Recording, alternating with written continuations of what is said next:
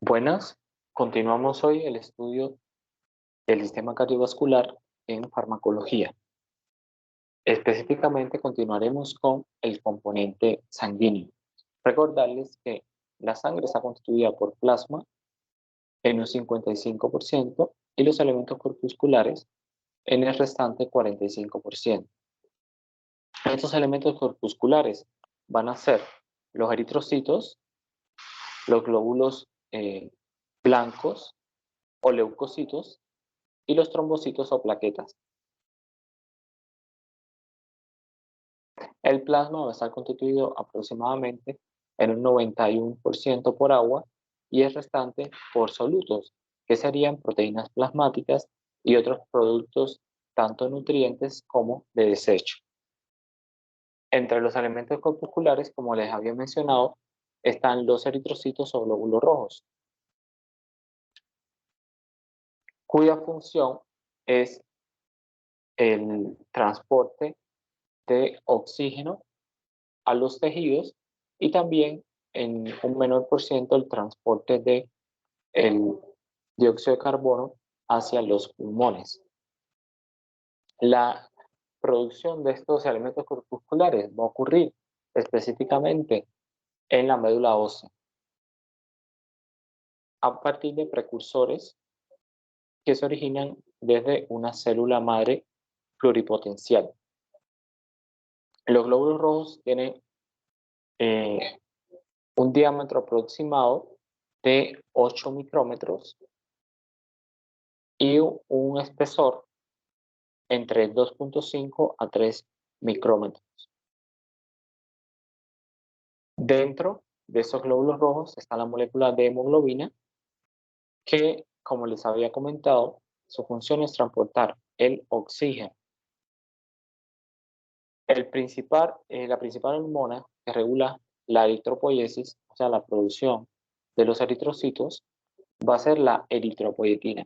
La eritropoietina se secreta en el riñón como respuesta a la hipoxia tisular, o sea que el riñón sensa la cantidad de oxígeno en sangre y si hay hipoxia comienza a liberar eritropoietina, con lo cual aumenta la masa globular y por tanto se restaura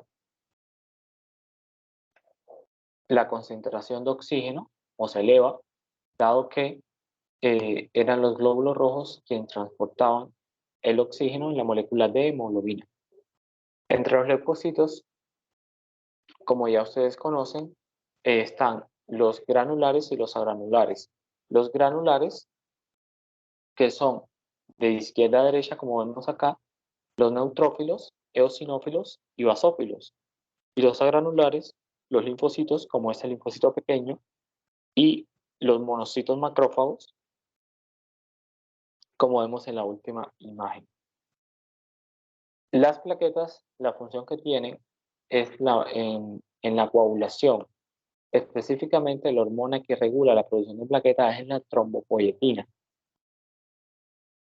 Y aquí vemos cómo las plaquetas se originan a partir de unas células llamadas megacariocitos, que los megacariocitos son células poliploides, o sea, son células que duplican el material genético, pero no se dividen. O sea, esa duplicación solamente ocurre en el núcleo y la célula nunca llega a dividirse totalmente, con lo cual se forma una célula de gran tamaño con varias copias del material genético, que incluso esas copias pueden llegar a ser 32 veces la de una célula normal. Y luego el citoplasma de estas células grandes se divide y da lugar a la formación de las plaquetas, como vemos acá, que pueden salir en forma de proplaquetas o una a una separarse. Y en la periferia incluso pueden llegar a formar grumos. Eso es un resumen que pueden revisar posteriormente. Ahora, continuando con el recordatorio, hablamos de la hemostasia. La hemostasia es una secuencia de reacciones que van a detener el sangrado y va a constar de diferentes pasos. Primero el vasoespasmo, luego la formación del tapón plaquetario y luego el proceso de coagulación sanguínea. El vasoespasmo es un proceso, básicamente, mediante el cual se detiene de manera rápida o brusca la salida de sangre, y no es más que por el mismo dolor, se cierra el músculo liso eh, del vaso y por eso disminuye el flujo y se reduce sustancialmente el sangrado. Luego viene el proceso de formación de un tapón plaquetario, donde inicialmente va a haber una adhesión plaquetaria, la liberación plaquetaria de sobre todo de tromboxano A2 y luego la agregación plaquetaria. Al, al, al, al liberarse tromboxano y ADP, se adhieren más plaquetas, con lo que se forma un tapón plaquetario. Y por último, la coagulación. La coagulación consta de un sistema de proteínas o incluso de iones, porque si se fijan, eh, inicialmente hace muchos años, al calcio, por su importancia en la coagulación, se denominó como el factor cuarto de la coagulación. Específicamente, también es importante en este recordatorio que conozcan que existen factores que son dependientes de vitamina K y serían el factor 2, 7, 9 y 10.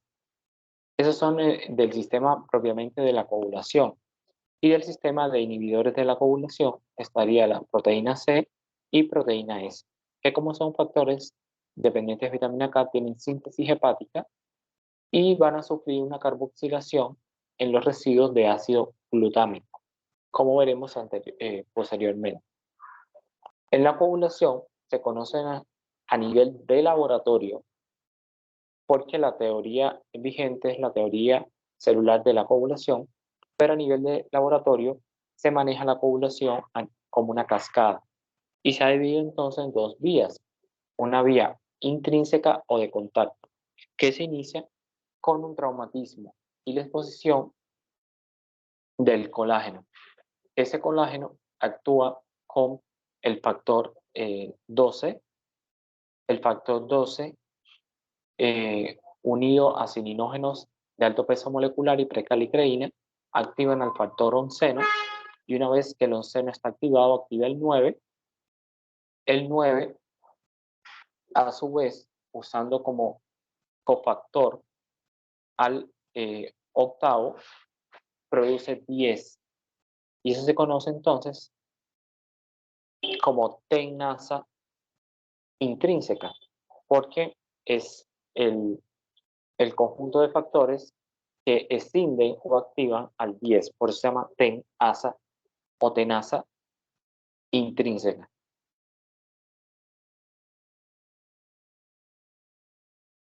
Por otro lado, en el laboratorio existe otra cascada, que sería la vía extrínseca. A partir de un traumatismo tisular, se libera factor tisular y el factor tisular va a activar al factor séptimo. Y este factor séptimo es capaz de generar directamente el 10. Y hasta aquí sería entonces la, eh, la vía extrínseca, que como ven es mucho más corta. Ahora, a partir del 10 en una vía o en la otra, comienza la vía común. En la vía común, el factor 10 activado utiliza al factor quinto como cofactor y activa al factor 2. O sea que el factor 2 inactivado o protrombina se convierte en trombina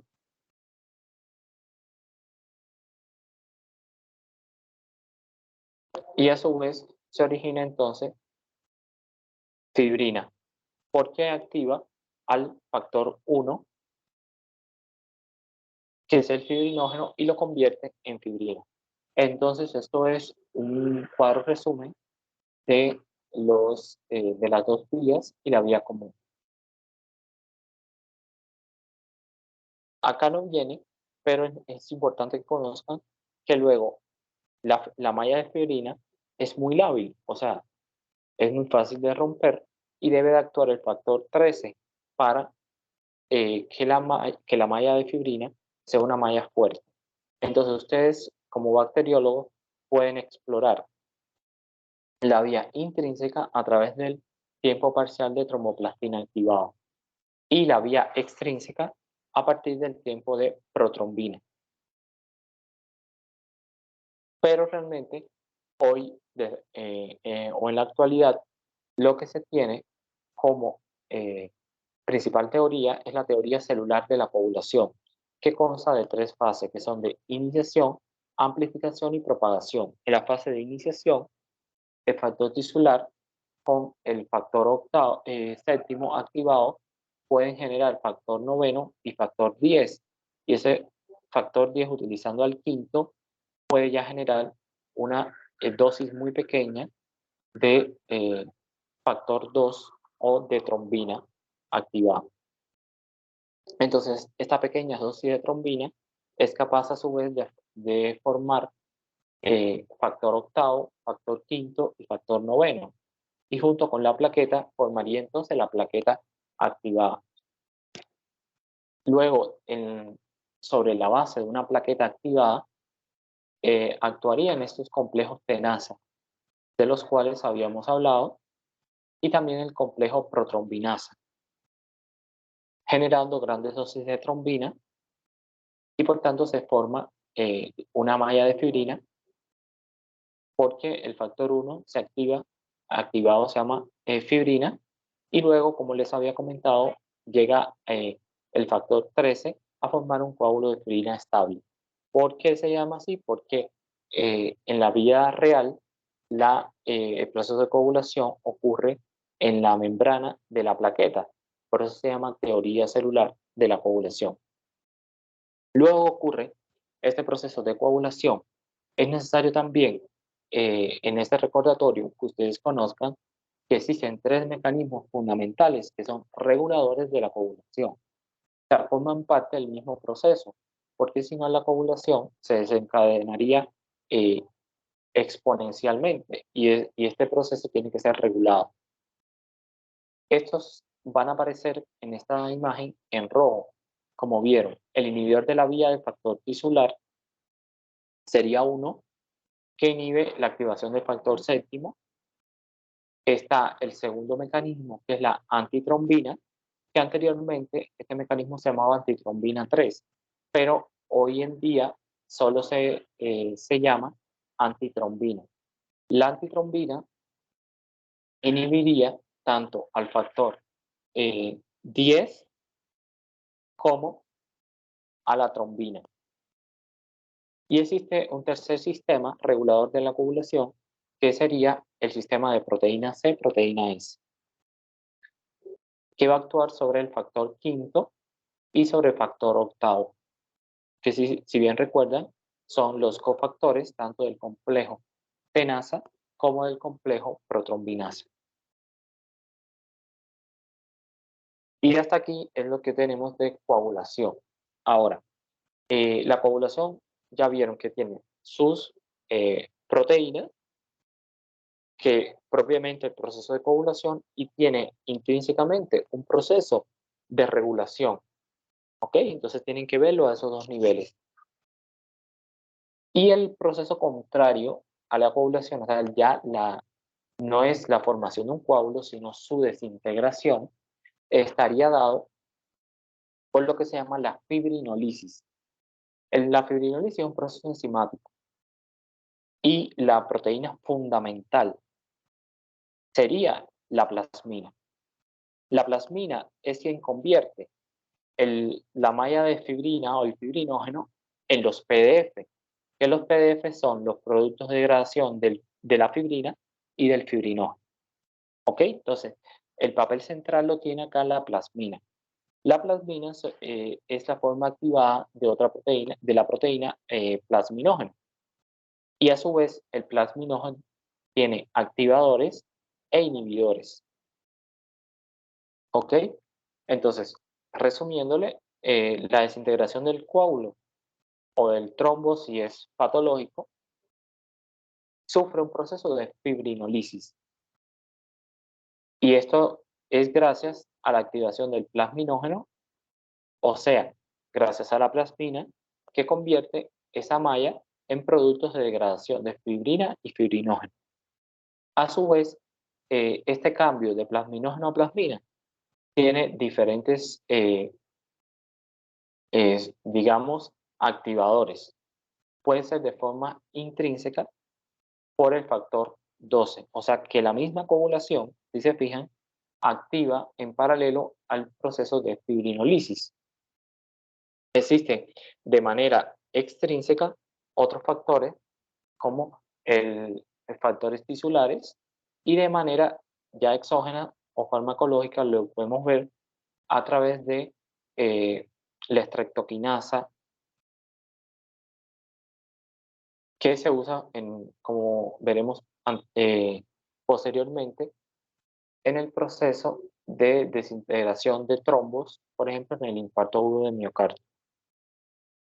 Vamos a comenzar, después de ver todo este recorrido de cosas fisiológicas, por las drogas antitrombóticas. Las drogas antitrombóticas, inicialmente vamos a ver los anticoagulantes. Los primeros que vamos a ver son los antagonistas de la vitamina K. Ahí está fundamentalmente la warfarina. La warfarina produce un bloqueo en la reducción del epóxido de vitamina K. Y como ustedes saben, en el hígado se sintetizan factores que dependen de vitamina K, que es el 2, 7, 9 y 10. El proceso va a ser gradual porque van a quedar factores circulando que pueden tener, por ejemplo, como el 2, una vida media de 60 horas. Entonces, inicialmente se van a afectar los de vida media más corta, como el factor 6. La warfarina fue uno de los primeros que se utilizó en el mundo como anticoagulante. Sin embargo, debido a que entre sus efectos adversos están las hemorragias, se utiliza hoy en día para profilaxis y tratamiento de trombosis venosa profunda, tromboembolismo de pulmón, profilaxis de embolización y fibrilación auricular, las cardiopatías reumáticas y los pacientes con prótesis valvular. Fundamentalmente, hoy en día ha quedado como principal indicación su utilización en pacientes que tienen prótesis valvulares, porque el resto de las indicaciones ya la han sustituido los anticoagulantes de acción directa.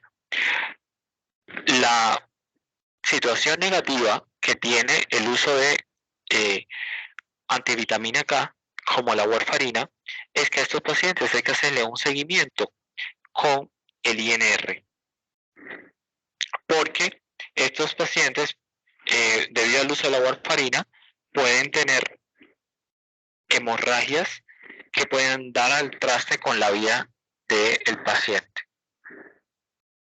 Eso es un resumen del mecanismo de acción de los antivitamina K.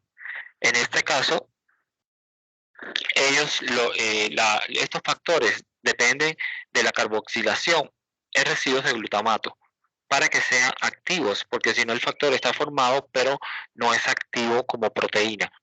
Entonces, la warfarina inhibe este proceso y por tanto los factores, aunque se forman, no son activos.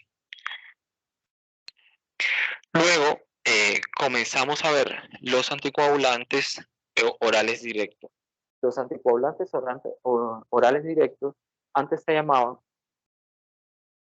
los nuevos anticoagulantes orales, pero con el tiempo se ha preferido llamarlos de acción directa, porque ellos actúan directamente sobre los factores de la coagulación. Aquí vamos a ver, por ejemplo, al dabigatran, que es un inhibidor directo de la trombina, y el rivaroxaban y el apixaban, que como ven con la X, lo que hacen es inhibir al factor 10. Por eso se llaman rivaroxaban y apixaban. Acá tenemos un cuadro con los principales Específicamente el dabigatran, que como les dije, inhibía directamente al factor 2, y el rivaroxaban, apixaban y el doxaban al factor 10. Todos tienen diferentes características farmacocinéticas que ustedes pueden revisar con mayor detenimiento. Específicamente de ellos, la característica más llamativa es la eliminación renal, que por ejemplo es mayor en el dabigatran. Eso quiere decir que se prefiere el uso de otros del resto cuando el paciente tiene un trastorno a nivel de la eliminación renal, o sea, en enfermedad renal crónica. ¿Qué sucede? Que estos anticoagulantes de acción directa tienen menor riesgo de sangrado y además menos interacciones con otros fármacos, pero también menos interacciones con eh, a cambiarse su biodisponibilidad o su absorción con la dieta, a diferencia de la warfarina. ¿Por qué? Porque la warfarina, si se fijan, la warfarina inhibe la síntesis de vitamina K, pero ¿cuánta vitamina K se puede sintetizar por una persona? Es muy variable, porque entonces la cantidad de vitamina K va a depender de la dieta, pero también de la microbiota intestinal. Entonces, si un paciente, por ejemplo, toma antibióticos, se inhibe la microbiota intestinal y se produce menos vitamina K. Y por tanto, si le damos la misma dosis de warfarina a un paciente, ese paciente pudiera tener hemorragias. Por el contrario, ciertos alimentos son muy ricos en vitamina K. Y si los pacientes lo consumen y toman warfarina, entonces la cantidad de warfarina habitual pudiera ser insuficiente y el paciente no estar bien anticoagulado o estar en un rango de anticoagulación fuera del rango de anticoagulación, y por tanto este paciente pudiera tener eh, trombos y fallecer.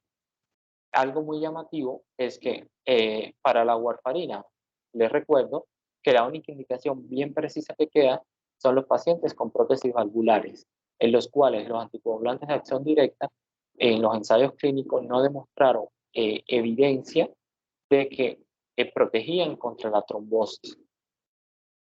Pero con el resto de las indicaciones, sí, los anticoagulantes de acción directa son mucho más efectivos y producen menos riesgo de sangrado que con la warfarina, dado que constantemente hay que estar reajustando la dosis por problemas en la dieta, por consumo de otros fármacos, como por ejemplo los antibióticos.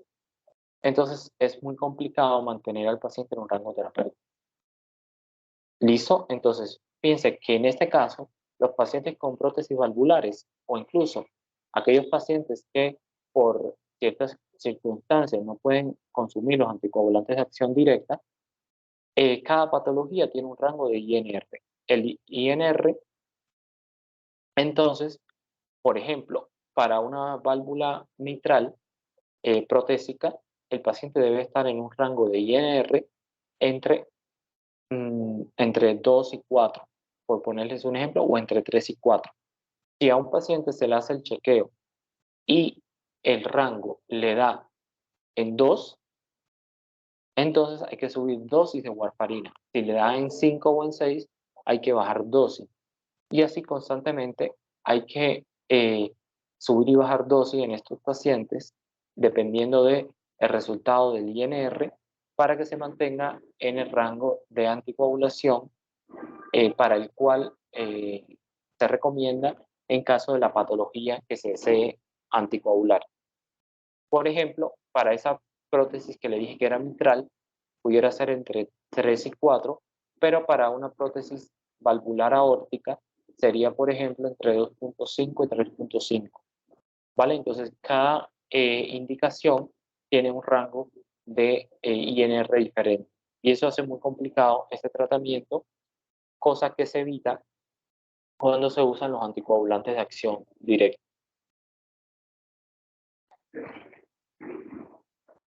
La otra droga anticoagulante son las heparinas. Las heparinas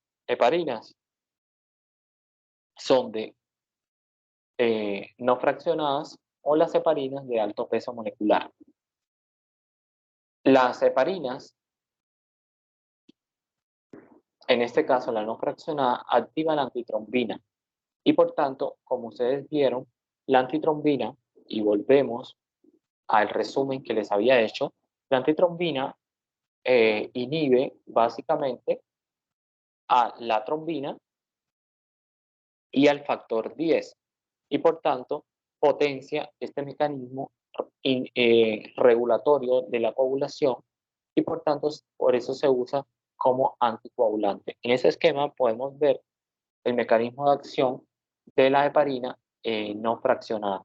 La heparina no fraccionada, si se fijan, tiene una longitud, la cadena, mucho más larga y por tanto permite acá la acción de la antitrombina, o sea, como que une a la antitrombina con su sustrato, que sería el factor 10, y lo inactiva, pero también contra la trombina. Sin embargo, las heparinas de bajo peso molecular hacen más corta la cadena, solamente este tamaño de la cadena de las heparinas de bajo peso molecular solamente posibilita la unión de la antitrombina con el factor 10, o sea, su acción se reduce solamente al factor 10, aunque sobre todo porque las heparinas no fraccionadas producen trombocitopenia, o sea, disminución de las plaquetas en algunos pacientes, se prefiere el uso de las heparinas de bajo peso molecular. Además de que las heparinas de bajo peso molecular, como pueden ver acá, se utilizan sobre todo subcutánea, una vez al día, mientras que las heparinas no fraccionadas se pueden utilizar tanto subcutáneas como por perfusión endovenosa. Acá les comentaba el principal efecto que se produce, que se ven más que todo con las heparinas no fraccionadas. Obviamente todos los anticoagulantes pueden dar hemorragia. El antídoto en este caso sería el sulfato de protamina para la intoxicación por heparina. Como es subcutáneo, en algunos pacientes puede producirse necrosis de la piel o fenómenos de hipersensibilidad cutánea. Están también las iridinas, en este caso son inhibidores directos de la trombina. Ahí está vivaluridina, desuridina, depiridina y la irudina. En este caso, prácticamente no son de un uso muy amplio, solamente se deja para algunos pacientes que han hecho trombocitopenia inducida por heparina, que era lo que les estaba comentando. Es como el tratamiento a seguir cuando hacen este tipo de reacción inmunitaria, y también se ha probado en la profilaxis de trombosis venosa profunda en pacientes con artroplasia de cadera y rodilla. Vamos a pasar al segundo grupo de las drogas antitrombóticas, que están los antiagregantes plaquetarios. Los antiagregantes plaquetarios, el primero que vamos a ver es la aspirina o ácido acetil salicílico, que va a bloquear la síntesis de tromboxano 2 a partir del ácido araquidónico en las plaquetas. Y por tanto, su acción es inhibir la enzima ciclooxigenasa 1. Y recordar que el tromboxano 2 tiene un papel muy importante en la agregación plaquetaria, por eso es que se usan como antiagregantes plaquetarios. Están también el dipiridiamol. El dipiridiamol lo que hace es inhibir la fosfodiesterasa, que tiene una función en la hidrólisis del AMP cíclico y por tanto disminuye las concentraciones de calcio y va a inhibir la agregación de la plaqueta. Se utiliza igual que la aspirina en pacientes con ictus isquémicos transitorios, o sea, para evitar la formación de trombos. Están otros antiagregantes que son inhibidores de la adenosina difosfato, que el más utilizado de todo está el clopidogrel, el prasugrel y el ticagrelol. Ellos específicamente van a inhibir la agregación inducida por ADP mediante la inhibición irreversible de los receptores P2Y a nivel de la plaqueta.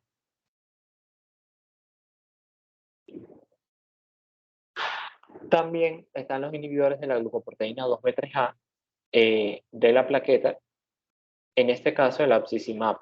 Como pueden ver, el abscimab es un anticuerpo monoclonal que se dirige contra la glicoproteína 2B3A y por tanto inhibe la agregación de la plaqueta. Obviamente, rara vez se usa el abscimab porque es un anticuerpo monoclonal, es muy caro y por regla general existen alternativas mucho más baratas que logran el mismo objetivo. El tercer grupo de drogas antitrombóticas están los fibrinolíticos. Los fibrinolíticos, aquí encontramos inicialmente el streptocinasa. Ella va a formar un complejo con el plasminógeno y lo activa. Y al convertirlo en plasmina, entonces hay más, más cantidad de plasmina y por tanto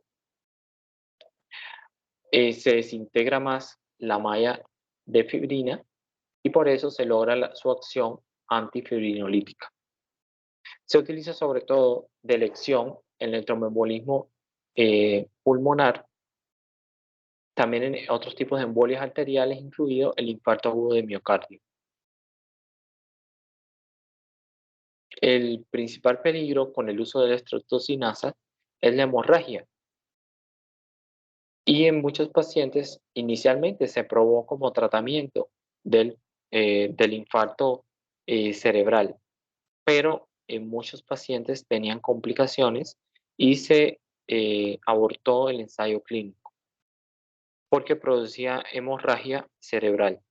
Pero sí se sigue usando bastante para trombólisis en pacientes con infarto agudo de miocardio. Está el activador tisular del plasminógeno, que tiene el mismo efecto. Está la alteplasa y la reteplasa, que son, como vimos en la imagen de la fibrinolisis, son activadores del plasminógeno de tipo tisular. Listo, entonces, hasta aquí hemos visto drogas que se usan para trastornos trombóticos, o sea, cuando se forman trombos. El trombo sería entonces un coágulo que escapa al mecanismo fisiológico de la coagulación. Vamos a pasar ahora a ver los trastornos hemorrágicos. Específicamente en los trastornos hemorrágicos, vamos a ver dos grandes grupos. Uno estaría las hemofilias. Aquí la hemofilia A, que es un déficit de factor octavo, y la hemofilia B, que es un déficit de factor noveno. Está también la enfermedad de von Willebrand, que se produce por un trastorno en el factor von Willebrand. Que recuerden que el von Willebrand se une y protege al factor octavo. En el caso de las hemofilias, son trastornos que se heredan ligados al cromosoma X. O sea que las mujeres, es muy raro que las mujeres sean hemofílicas, porque deben de tener los dos X afectados. Porque la codificación genética de estos factores está en el X. Por lo tanto, las mujeres, por regla general, lo que deben de tener al menos una X afectada y se comportan como portadoras pero sus niveles de factor no bajan demasiado como para ser consideradas como hemofílicas. Mientras que los hombres, como solamente tienen una copia del cromosoma X, si portan la mutación, tienen entonces la enfermedad, porque el otro cromosoma sexual que tienen es el Y, y el Y no tiene ninguna relación con la codificación de factor octavo o noveno. ¿Ok? Entonces, para que una mujer sea enferma de hemofilia, tiene que tener la misma mutación en ambos cromosomas X o que tenga mutaciones diferentes en uno y en otro X. ¿Ok? La hemofilia, por regla general, se caracteriza por sangrado, que es a nivel articular sobre todo, y muscular. Mientras que la enfermedad de von Willebrand se va a caracterizar por sangrado en piel y mucosas. Por ejemplo, en las mujeres se producen en el von Willebrand menstruaciones abundantes, se pueden producir también epístasis o sangrados nasales o sangrados por otro tipo de mucosas, sangrado digestivo, ¿ok? Existen otros trastornos que pueden ser hemorrágicos por hepatopatías. En este caso, al dañarse el hígado, por ejemplo, en la insuficiencia hepática aguda, se pueden producir carencias de factores de la vitamina K, dependientes de vitamina K, como les dije, que eran 2, 7, 9 y 10, proteína C, proteína S, pero lo que más síntoma da es sobre todo déficit de esos factores y se producen hemorragias. Aunque como también los factores dependientes de vitamina K son la proteína C y proteína S, los pacientes con trastornos hepáticos pueden también desarrollar trombosis. La vitamina K se utiliza entonces en estos pacientes que pueden tener déficit o que pueden tener un daño hepático, en especial, por ejemplo, en los recién nacidos se usa mucho para promover entonces la síntesis de estos factores 2, 7, 9 y 10. Y también la vitamina K se puede utilizar como antídoto para pacientes que estén usando warfarina. Listo, entonces su principal indicación sería para pacientes con hepatopatías o inmadurez hepática como los recién nacidos y los que se han intoxicado o tienen una sobredosis ligera de warfarina, porque en casos más extremos sí, sería necesario la utilización de propiamente de factores de coagulación o el uso de plasma. La otra sustancia que se utiliza es la protamina, aunque la protamina específicamente ya les había dicho que se usa como antídoto de la heparina. Y como es el antídoto, la indicación es la hemorragia secundaria al uso de heparina. Otro tema acá es el uso de factores de la coagulación. Los factores de la coagulación más universalmente utilizados obviamente van a ser el octavo y noveno para los pacientes que tienen hemofilia y que ya existen concentrados de estos factores tanto utilizados de pool de donantes como también digamos, por tecnología recombinante. ¿Listo? Además de esto, más recientemente se ha obtenido, que no lo dice acá la presentación, el factor séptimo, que como ustedes vieron eh, en, en la introducción de la fisiología, por ejemplo, un paciente con déficit, una hemofilia A, con déficit de un factor octavo, puede usar factor octavo y el de la hemofilia B noveno. Pero ¿qué pasa? Ustedes ya se dieron cuenta que en la teoría celular de la coagulación, el factor séptimo directamente, con la vía extrínseca, que el factor séptimo es capaz directamente de generar factor 10. Y por tanto, en los pacientes que hacen eh, eh, anti, eh, inhibidores para el factor octavo noveno, Los inhibidores es un problema muy grave en los pacientes hemofílicos. ¿Por qué? Porque crea anticuerpos contra el factor exógeno. Y eso ustedes como bacteriólogos deben de conocerlo, que los pacientes hemofílicos, con el uso de estos factores, algunos desencadena el desarrollo de anticuerpos. Los anticuerpos se denominan eh, estos anticuerpos inhibidores. Y por tanto, los pacientes que tienen inhibidores, no tiene sentido ponerle factor octavo para la hemofilia o factor noveno para la B, porque no funciona, porque se inactiva rápidamente por los anticuerpos o inhibidores. Y por tanto, la lógica indica que debería de administrarse factor séptimo, ¿ok? Porque ya en el mundo eh, no se utiliza plasma fresco, porque plasma fresco se ha relacionado con la transmisión de infecciones virales, como por ejemplo hepatitis B, C, VIH y otros virus más, porque aunque se controle adecuadamente la transfusión y al donante, puede ser que la persona esté en periodo de ventana y pueda transmitir cualquiera de estos virus. Y por tanto, lo que se recomienda es administrar en los hemofílicos factores de coagulación. Y lo otro es el complejo protrombínico, que incluye una mezcla de varios factores.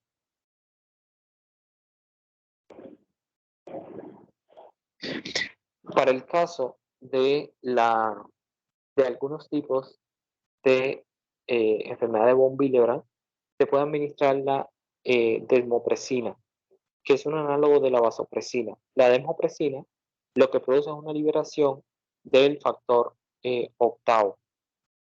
Eso se utiliza sobre todo para algunos casos muy puntuales de, de la enfermedad de von Willebrand. Pero tiene que haber un factor octavo remanente elaborado, o sea que no sirve para un factor, para un paciente que no produzca factor octavo, como es el caso de los hemofílicos. ¿Listo? Y por último, les voy a comentar del muy usado hoy en día ácido tranexámico. El ácido tranexámico es contrario a lo que habíamos visto, eh, los fibrinolíticos. En este caso hace lo contrario. Es un inhibidor de la activación del plasminógeno y por tanto inhibe la fibrinolisis. Por ejemplo, se utiliza en aquellos pacientes que nosotros queremos formar un coágulo fuerte. Por ejemplo, se utiliza en los pacientes que han sido politraumatizados y entonces queremos evitar que haya una hemorragia. Y se han hecho ensayos clínicos en los cuales previenen la hemorragia en los pacientes con politraumas. También se utiliza de manera profiláctica su administración en los pacientes que tienen trastorno en la función plaquetaria. O sea, tienen plaquetas normales en número, pero las plaquetas no funcionan bien. Entonces, eso hace que, si bien el coágulo no queda bien fuerte, con el uso de ácido tranexámico se evitan las hemorragias, sobre todo para procedimientos como partos, extracciones dentarias. Se utiliza también en las mujeres que tienen trastornos en función plaquetaria y menstruaciones abundantes, se le da los días de la menstruación y no sangran tanto. Y por tanto, con eso se evita la anemización de estas mujeres. Y obviamente la complicación esperada es que algún paciente que otro desarrolle un trombo, pero sobre todo ocurre cuando se administra sin diluir en vena y puede producir trombosis locales en el sitio de la administración, porque está disponible para el uso oral y endovenoso.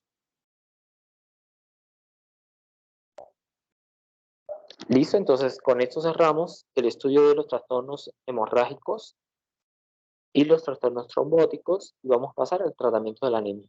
La anemia, por concepto, es una disminución del hematocrito y la hemoglobina por debajo de los valores considerados como normales para edad, sexo y a un nivel de altura. Porque recuerden que la hemoglobina puede tener diferentes variaciones con la edad, con el sexo, pero también con el déficit de oxígeno El riñón libera más eritropoyetina y por tanto, al liberar más eritropoyetina, las personas que viven en altura tienen mayor masa globular, o sea, mayor hematocrito. ¿Ok? Entonces, existen diferentes tipos de anemia, que ahora no es como para que ustedes vean todos los tipos de anemia, pero que dependiendo de la etiología pueden haber múltiples. Puede ser por déficits nutricionales, como por ejemplo déficit de hierro, déficit de ácido fólico, de vitamina B12, o pueden ser también anemias en las cuales, por ejemplo, los pacientes con enfermedad renal crónica no produzcan eritropoyetina. Hay otros tipos de anemias que son de procesos crónicos, que son anemias normocrómicas normocíticas, como por ejemplo los pacientes que tienen eh, infecciones crónicas como una tuberculosis.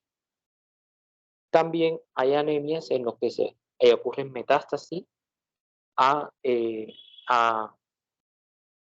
metástasis ósea, se daña la médula ósea porque se sustituye la celularidad de la médula ósea por las células metastásicas y por tanto los pacientes pueden tener citopenias, entre ellas incluida la anemia. Recuerden que las citopenias son anemia, trombocitopenia o leucopenia. Pero ahora estamos viendo el caso de las anemias. En el caso de la anemia por déficit de hierro, la anemia en laboratorio sería una anemia microcítica hipocrómica y se utilizarían tantos preparados de hierro oral como endovenoso. Por regla general, lo primero que se usa es el hierro oral, que aquí estaría el sulfato ferroso, fumarato ferroso y el gluconato ferroso. Son las más utilizadas. Y obviamente, como ustedes saben, la hemoglobina tiene átomos de hierro y es necesario el hierro para la eritropoyesis. Muchas veces las principales reacciones son irritación gastrointestinal, náusea, dolor epigástrico, y en este caso lo que se indica al paciente es disminuir dosis sin limitar completamente el uso del medicamento para ver si con menos dosis se tolera o administrarlo con las comidas, porque lo ideal es administrarlo con el estómago vacío para que haya una mayor absorción, porque mientras mayor acidez tenga el estómago, más se absorbe hierro. ¿Ok? Los pacientes que consumen mucho hierro innecesariamente pueden terminar con una sobredosis o sobrecarga crónica, sobre todo cuando se utiliza hierro endovenoso. ¿Listo? Entonces acá el antídoto sería los quelantes de hierro, de feracirox, de feroxamina, que se pueden utilizar. Está el uso de hierro por vía endovenoso, que esto lo pueden ver en un video que les tengo en el Classroom. Y las ventajas y desventajas del uso de hierro oral y de hierro endovenoso. Para las anemias macrocíticas, pues recuerden que hierro, anemia hipocrómica macrocítica, las anemias que producen macrocitosis son la que está por déficit de B12 y ácido fólico. En el caso de la vitamina B12 tiene, para entender el uso de la vitamina B12, tienen que entender cómo se absorbe. La vitamina B12 se absorbe unida al factor intrínseco. El factor intrínseco se libera en la célula parietal, o sea, se libera en el estómago. Quiere decir esto que el factor intrínseco se une a la B12 y previene la digestión de la B12 en el estómago, pero además de eso, facilita su absorción porque tiene el factor intrínseco un receptor en el ileum terminal y por ello se facilita la absorción y la internalización en el intestino de la B12. Cuando hay déficit se produce una eritropoyesis ineficaz, o sea que crecen mucho las células y se rompen los hematíes. Por tanto, da una anemia de tipo megaloblástica, al igual que cuando falta folato o ácido fólico. Entonces, muchas veces estos pacientes tienen trastornos en el estómago y por tanto no producen factor intrínseco. Sin factor intrínseco, por ende, la vitamina B12 no se absorbe. Y en estos casos, al paciente hay que ponerle la vitamina B12 intramuscular o endovenosa. O puede ser que el paciente no consuma alimentos ricos en B12. La vitamina B12, la única fuente para su consumo son las carnes. Quiere decir esto que el principal paciente que está en riesgo de tener deficiencia de B12 serían los pacientes que son vegetarianos. Por tanto, la carne sí es muy necesaria para nuestra salud, consumir carnes, porque la única fuente de B12 es la carne. Incluso las vitaminas de B12 bioral están elaboradas a partir de animales, porque es la única fuente abundante para su producción.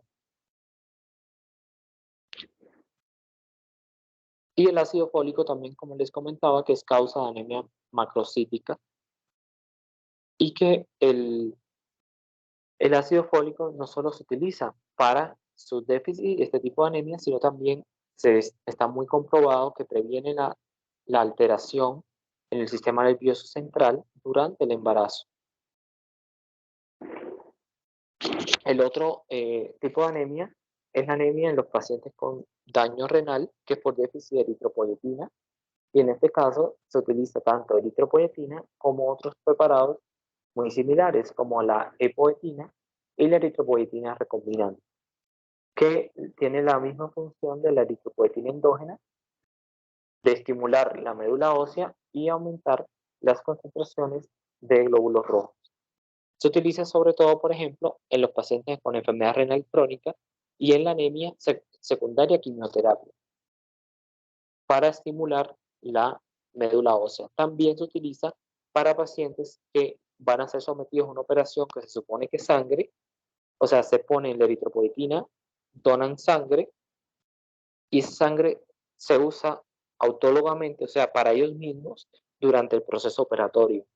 Y así evitamos las complicaciones del uso de hemocomponentes como los glóbulos rojos en los pacientes, por ejemplo, la transmisión de enfermedades virales o, o las reacciones inmunitarias, porque recuerden que toda donación de sangre es una transfusión. Al usar sangre autóloga evitamos todas estas situaciones. Obviamente, eso lo saben los deportistas y se usó muchas veces para el dopaje, porque aumentaba la masa globular, o sea, los eritrocitos, y aumentaba su rendimiento. Hoy en día, la eritropoyetina en el deporte se considera dopaje o doping. Y el otro tema acá que vamos a ver en la conferencia son los restauradores de volumen. En base a esto, nosotros primero tenemos que ver qué grado de shock tiene el paciente. Existe esta escala de shock. Y entonces, como ustedes pueden ver, anteriormente se suponía que se usaran los coloides. Hoy en día se utilizan sobre todo cristaloides y ya cuando el shock es clase 3 o clase 4, o sea, más grave, lo que se usa es el hemocomponente, que por ahí casi siempre se dice hemoderivados. Los hemoderivados son componentes ya procesados. Entonces, hay una diferencia entre los hemocomponentes y los hemoderivados. ¿Ok?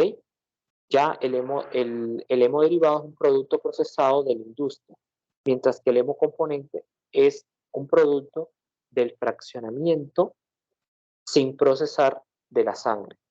¿Ok? Porque sangre total no se usa, sino que se usa plasma, plaquetas y glóbulos rojos. ¿Vale? Y por tanto, se usa el cristaloide. Ahora, cuando el paciente sangra mucho, no solo hay que aportar volumen, sino que aportar sangre. Cuando digo sangre, me refiero a que inicialmente hay que poner glóbulos rojos. ¿Ok? Y posteriormente, si sangra mucho y nosotros solamente le ponemos cristaloides, o sea, solución salina, y glóbulos rojos, sigue sangrando, el paciente puede terminar con una coagulopatía dilucional, porque entonces está perdiendo factores de la coagulación, pero el hígado no es capaz de reponerlo tan rápidamente. Entonces ahí había que poner tanto plaquetas como factores de la coagulación. Pero pongo acá sangre, pero advertirles que sangre total no se pone. Entonces se pone glóbulo rojo por aparte, se pone plasma de ser necesario, que plasma es muy raro que se use hoy en día. Entonces se usa glóbulo rojo, se usa plaquetas y se usa plasma factores de la coagulación, pero por separado, ¿ok? Y entonces, cuando hay una hemorragia, lo que hay que reanimar al paciente, la, la hemostasia, o sea, que se puede poner ácido tranexámico o poner directamente factores o plaquetas. Se puede poner factor séptimo, por ejemplo, y plaquetas. Y también reemplazo de factores si se cuantifica por laboratorio que son deficitarios y si se conoce que se está sangrando por una sustancia en específico, por ejemplo, la heparina, se utilizaría protamina, como ya ustedes saben. Y este cuadro también lo pueden revisar porque digamos que los nuevos anticoagulantes se supone que son muy seguros, pero también ya se le han creado, por ejemplo, algunas eh, antídotos para ellos, que son los que vienen acá en esta parte que dice nuevos antagonistas. Y darucizumab, que es un anticuerpo monoclonal, que es para la intoxicación por el dabigatran. Y el resto todavía como que se están probando, pero sirven para intoxicación, para eh, los anticoagulantes orales de acción directa. ¿Listo? Pero en última instancia también se pudiera poner el factor que ellos inhiben y sustituir un poco su déficit y normalizar la hemostasia. En el caso de el dabigatran, se han pasado menos de 2 horas, se puede ser también lavado con carbón activado. Y nunca está de más la transfusión de hemocomponentes. Pero hoy en día, por todas las complicaciones que tiene el uso de los hemocomponentes, se prefiere evitar su uso. Y ya hoy en día se considera muy primitivo cuando hay una hemorragia utilizar plasma. Solo es en casos en que no haya ningún otro factor de la población disponible o ninguna terapia. ¿Listo? Porque pueden darse reacciones transfusionales de tipo inmune, pero también reacciones no inmunes como la transmisión de patógenos de todo tipo. Las más temidas son sobre todo la transmisión de virus.